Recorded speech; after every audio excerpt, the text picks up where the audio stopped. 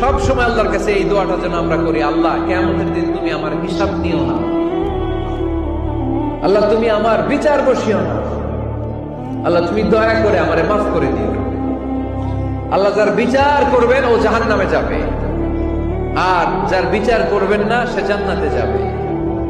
আল্লাহ যদি বিচার করে আর পাই টু পাই হিসাব নেয়, নামাজ পড়লি না কেন, রোজা রাখলি না কেন, মিথ্যা বললি কেন, খাদ্যে ভেজাল দিলি কেন, মাছে ফরমালিন দিলি কেন, যৌতুক খাইলি কেন, ঘুষ খাইলি কেন, উল্টাপাল্টা করলি কেন, জিনা করলি কেন, একটার পর একটা প্রশ্ন বানে যদি সেই ভয়ঙ্কর দিনে আল্লাহ আমাদেরকে জর্জরিত করে, আমাদের কোন উত্তর আছে? সেদিন আমাদের বাঁচার কোন উপায় আছে? তাই আমরা সবাই আল্লাহর কাছে দোয়া করবো, আল্লাহ কোনো বিচার টিচার মানি না, কোনো বিচার করতে পারবো না, দয়া করবা। কথা কয় না? কি করবে? এবার আওয়াজ করে বলেন, বিচার চান না দয়া চান?